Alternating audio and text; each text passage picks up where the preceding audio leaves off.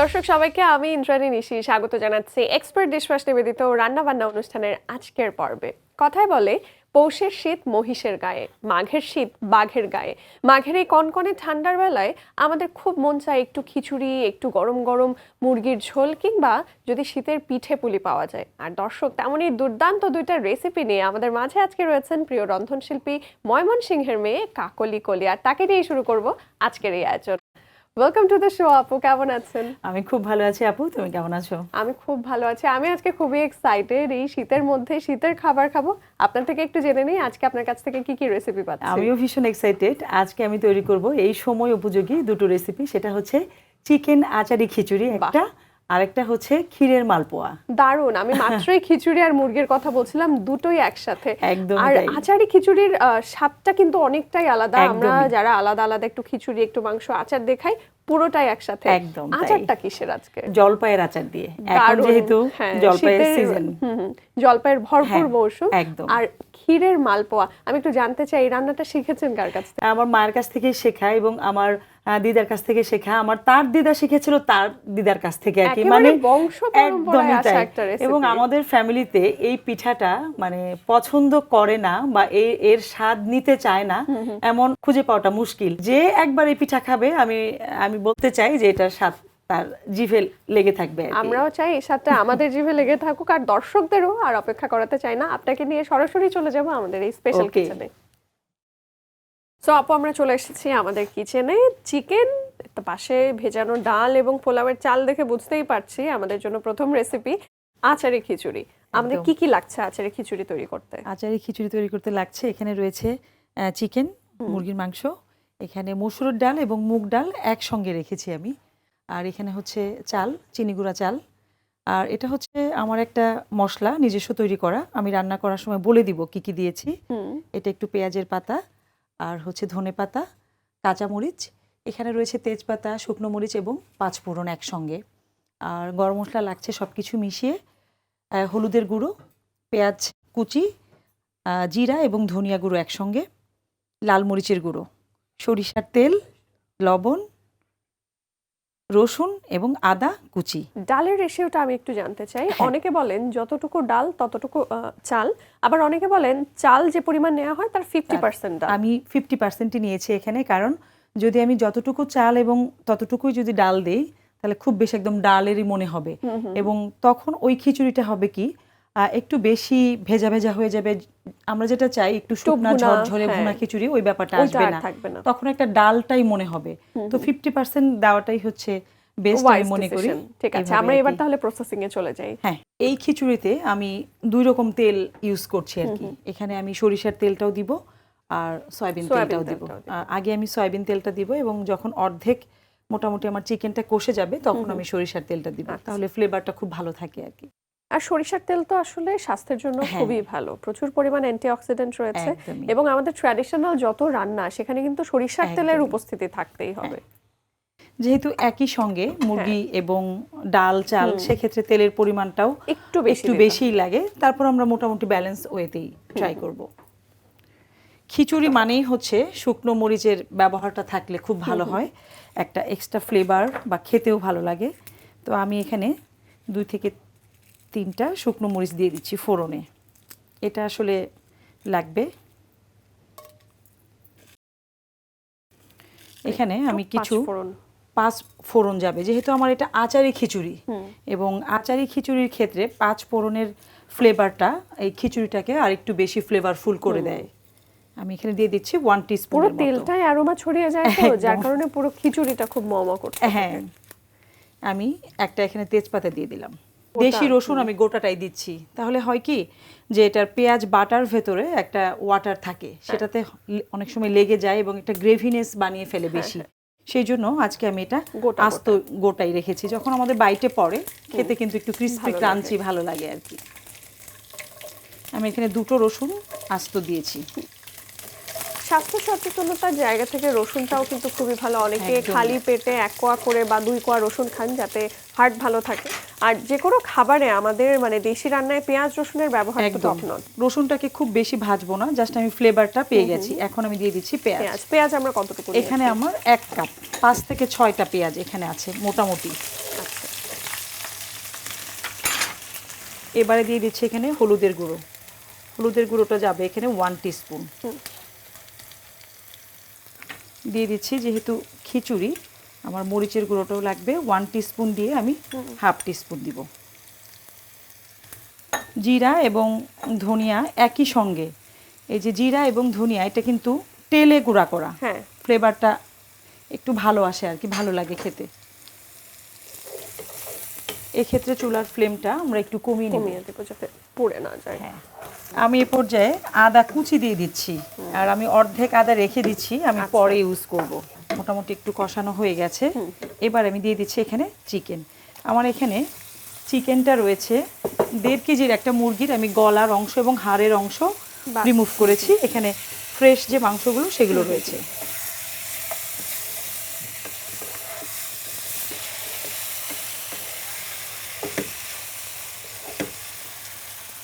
আমি একটু লবণ দিয়ে দিব। আমি লবণটা পরে দিলাম কারণ আমার মশলার ভেতর থেকেও কিছুটা পানি বের হয়েছে, যাতে করে খুব বেশি যেন ইয়ে না হয়, পানি পানি না হয়ে হ্যাঁ। যায়। আমার এখানে যে পরিমাণ আছে লবণের ব্যবহারটা আমি এখানে 1 টিস্পুনের মতো দিয়েছি। বাইভাবে দর্শক, এখানে আমাদের রান্না হচ্ছে আচারি খিচুড়ি। আমাদের এটা সম্ভবত 2টা ধাপের তৈরি হবে, মানে চিকেনটা হ্যাঁ, আগে হ্যাঁ, হাফ ডান করে হ্যাঁ, তারপরে চাল ডাল একসাথে চালটা মিলে। একই সঙ্গে দিব।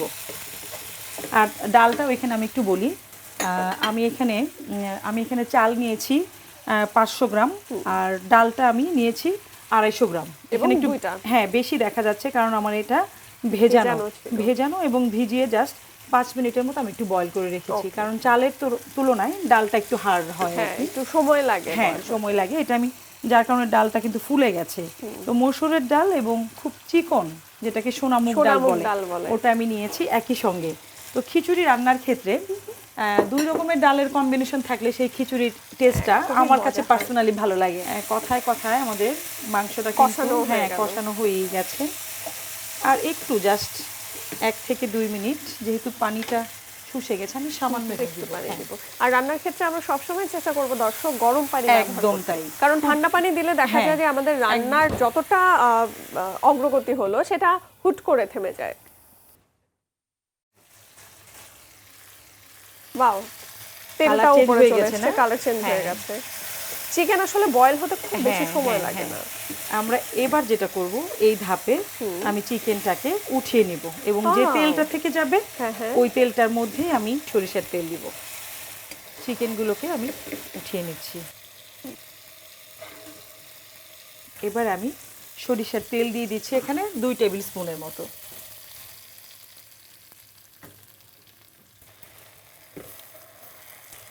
চালটাকে আমি ধুয়ে রেখেছিলাম। এবারে আমরা একটু চালটাকে ভেজে নেব। চাল ভাজার উপরেও তো আসলে আপু ডিপেন্ড করে যে কতটা ঝরঝরে হবে। খুব বেশি ভাজবো না, অল্পই ভাজবো, একটু ভেজে নিব আর কি। আমরা একটু লবণ দিয়ে দিচ্ছি 1 টিস্পুন। আমি কিন্তু চিকেনে 1 টিস্পুন দিয়েছি, আর এখানে আরও 1 টিস্পুনের মতো দিয়ে দিয়েছি।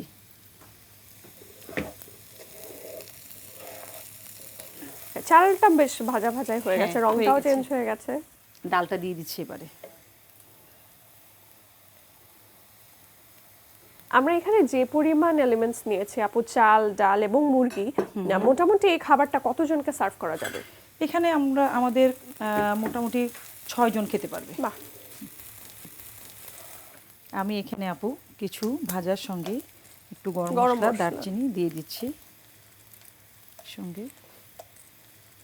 এবার আমি দিব, এটা হচ্ছে আমার হাতে বানানো একটা সিক্রেট মশলা। সিক্রেটটা একটু রিভিল করে দেন। হ্যাঁ, এখানে ব্ল্যাক পেপার মানে গোলমরিচ আছে, আর আছে একটু জয়ফল জয়িত্রী, আর আছে একটু মৌরি, জিরার মতো যে দেখতে জিরা আর কি, আর রয়েছে এখানে জিরা এবং ধনিয়া, আবারও একটু তেলে সামান্য একটু করে দেওয়া, আর 2টো শুকনো মরিচ।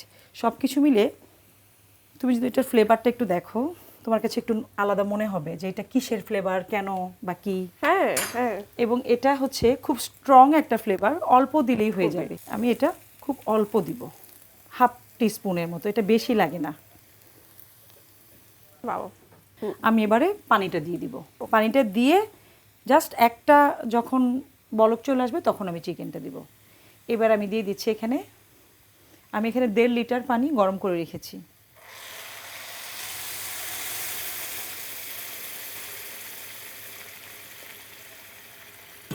অনেক সময় হয় যে একটু পানি আমরা হাতে রেখে দেই, লাগলে যদি পরে দরকার হয়, হ্যাঁ দিব।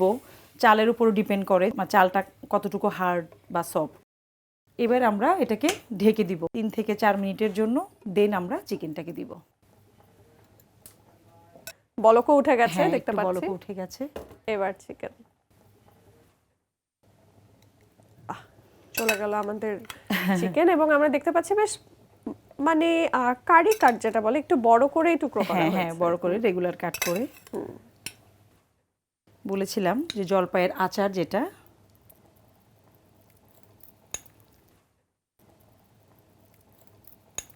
আমি 2-3টে কাঁচামরিচ জাস্ট একটু মাঝখান দিয়ে দিয়ে দিলাম, আর 3টা আমি রেখে দিব, আমি ওটা নামানোর আগে দিব। হ্যাঁ, ওকে। এবারে আমাদের মোটামুটি এই মুহূর্তের কাজ শেষ।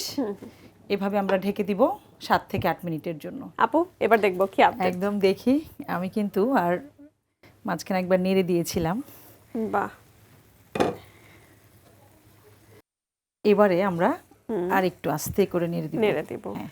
এটা তো আমরা দ্বিতীয়বারের মতো নাড়াচ্ছি, হ্যাঁ, আর হ্যাঁ। রান্না করার মাঝখানে ঠিক একবার। কতক্ষণ পরে নাড়বো? আমি মাঝখানে জাস্ট 4 থেকে 5 মিনিট পরে একটা নাড়া দিয়ে দিয়েছিলাম। এবারে যেটা করতে হবে, আমার কিছু ইনগ্রিডিয়েন্টস আমার কিছু বাকি ছিল, যেটা হচ্ছে একটু ফ্রেশ ধনিয়া পাতা কুচি, আর আমি বলেছিলাম যে কাঁচামরিচটা আমি আর একটু দিব লাস্ট মোমেন্টে, ওটার জন্য রেখেছিলাম। আর যেহেতু জলপাইয়ের সিজন এখন, আমি একটু জলপাই কুচি দিচ্ছি, একদম ফ্রেশ কাঁচা জলপাই। এটা জাস্ট একটু ওপরে ছিটিয়ে দিলাম, যখন আমাদের বাইটে যাবে একটু টকটক একটা ভাল লাগবে খেতে। আর যেহেতু আচারি খিচুড়ি, টেস্টটাকে ব্যালেন্স করার জন্য আমি এখানে একটু সুগার দিচ্ছি, চিনি, হ্যাঁ, হাফ টিস্পুনের মতো। ফ্লেভারের জন্য আমি সামান্য একটু সরিষার তেল ওপরে ছড়িয়ে দিচ্ছি। এমনিতেও কিন্তু আমরা খিচুড়ির সঙ্গে কাঁচা সরিষার তেলও খেয়ে থাকি, পেঁয়াজ, কাঁচামরিচ। আর সেই আমার সিক্রেট মশলাটা একটু ফ্লেভারের জন্য। হ্যাঁ, এবারে জাস্ট 2 থেকে 2.5 মিনিট বা 3 মিনিটের জন্য আমি একটু দমে বসানো থাকবে। আমাদের খিচুড়ি রান্না শেষ, এবার তো সার্ভ করার পালা। একদমই তাই।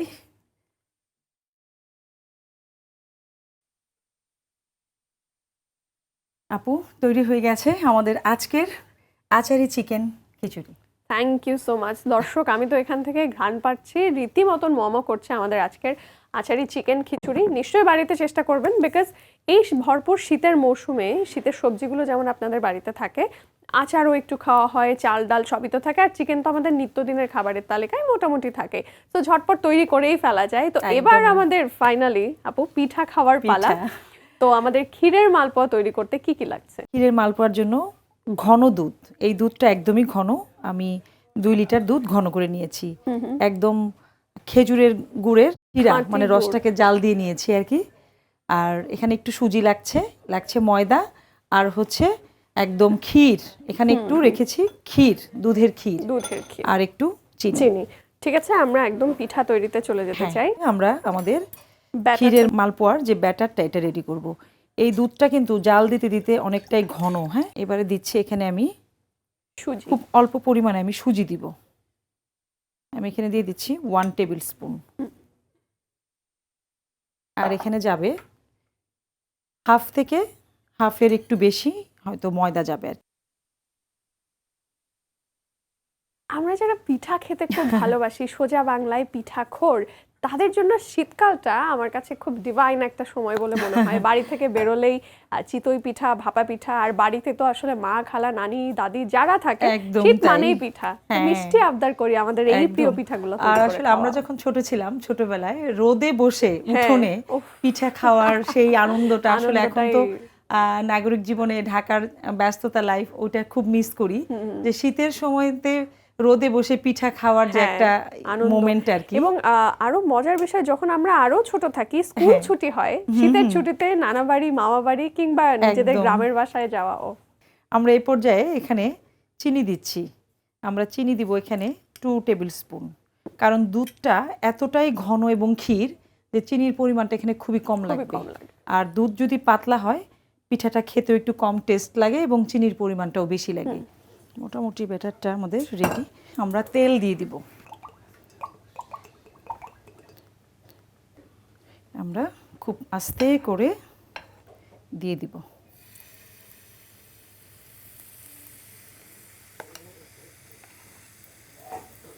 অলরেডি আমার শিরা করা আছে, এখন আমি এটাকে একটু ভালো করে গরম করে নিব। হ্যাঁ, শিরাটা কি করে করলেন আপু? একদম ফ্রেশ যে এখন যে খেজুরের গুড় পাওয়া যায়, সেই গুড়টাকে আমার এখানে 300 গ্রামের মতো গুড় আছে।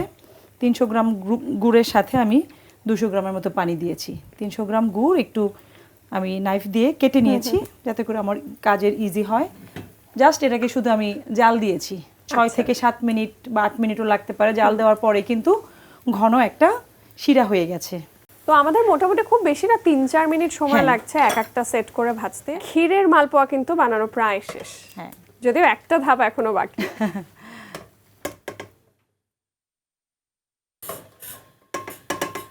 আমরা যেটা করব, গুড়ের শিরাটা আমরা খুব বেশি পাতলা করব না, আবার খুব বেশি আঠালো করব না, মিডিয়াম একটা ব্যাপার। আমি একটু দেখাই যে এটা হাতের সঙ্গে একটু আঠা, খুব বেশি না কিন্তু। আবার যেটা হচ্ছে খুব বেশি আঠা, ওটা কিন্তু মুড়ির মোয়া বানানোর জন্য কিছু ব্যাপার আছে। এই যে আমার হাতের সাথে একটু আঠালো ভাব চলে আসছে, এটা যে কেউ বুঝতে পারবে যে আঠালো একটা ব্যাপার চলে আসছে। আবার খুব বেশি আঠালো হবে না। এই গরম অবস্থায় আমরা এবার পিঠাগুলোকে ভিজিয়ে দিব। সবগুলো দিয়ে দিব, দিয়ে একটু ভালো করে মিলিয়ে নেব। এবার তো সার্ভ করার পালা। সার্ভ করি। একদম গরম গরম ক্ষীরের মালপোয়া, রস যে টুপটুপ করছে গুড়ের, রসের টইটুম্পুর একদম। তবে এটা তুমি যখন খাবা আরো পরে, তখন তুমি টেস্ট পাবা। তো আমি উপর দিয়ে জাস্ট একটু ক্ষীরটাকে একটু দিয়ে দিচ্ছি।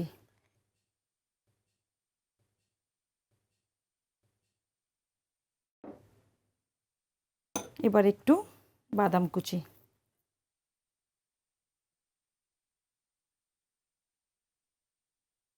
তৈরি হয়ে গেল আমাদের আজকের পিঠা ক্ষীরের মালপোয়া। ওয়াও, কি সুন্দর! থ্যাংক ইউ সো মাচ আপা। আর দেখলেন দর্শক, খুব অল্প সময়ে আমরা তৈরি করে ফেললাম ক্ষীরের মালপোয়া। মাঘ মাসের এই কনকনে শীতে প্রথমেই আমরা যদি দুপুরে বা ডিনারে জমিয়ে চিকেনের আচারি খিচুড়িটা করি এবং শেষ পাতে আমাদের মিষ্টির জায়গাটা পূরণ করতে পারে অনায়াসে ক্ষীরের এই মালপোয়া, রসে একেবারে টইটুম্বুর করছে। থ্যাংক ইউ সো মাচ আপু, দারুণ দুটো রেসিপি আমাদের সাথে শেয়ার করার জন্য। আমাদের জিটিভির দর্শকদের উদ্দেশ্যে যদি কিছু বলেন। দর্শকদেরকে বলবো যারা এতক্ষণ আমাদের সাথে ছিলেন, আজকের দুটো রেসিপি আমার ভীষণ প্রিয় এবং আমার কাছে খুবই ইউনিক। আপনারা অবশ্যই একবার ট্রাই করবেন। আমি জোর দিয়েই বলছি, নিরাশ হবেন না। ধন্যবাদ সবাইকে। আপনাকে অনেক ধন্যবাদ আপু। আর আমাদের এই যাত্রাপথে নিশ্চয়ই দেখা হবে আগামীতে, আগামী কোনো পর্বে। Thank you.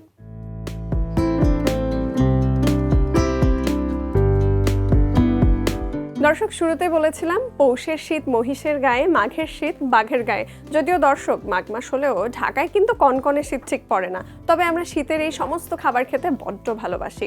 আজকে আমাদের প্রিয় রন্ধনশিল্পী কাকলি কলি তৈরি করে দেখিয়েছেন শীতের জন্য একেবারে পারফেক্ট দুটো রেসিপি। প্রথমেই ছিল চিকেন আচারি খিচুড়ি এবং পরবর্তীতে তার কাছে আমরা পেয়েছি দারুণ একটা ট্রেডিশনাল ডেজার্ট আইটেম ক্ষীরের মালপোয়া। নিশ্চয়ই বাড়িতে চেষ্টা করবেন এবং আমাদেরকে জানাবেন কেমন ছিল সেই স্বাদ। আর দর্শক, আজকের মতন আমি তো বিদায় নিচ্ছি। আগামী পর্বে নিশ্চয়ই আবারও হাজির হয়ে যাব প্রিয় কোনো শেফের পছন্দের সব রান্না নিয়ে। সে পর্যন্ত সবাই ভালো থাকুন, দেখতে থাকুন এক্সপার্ট ডিশওয়াশ নিবেদিত রান্না বান্না।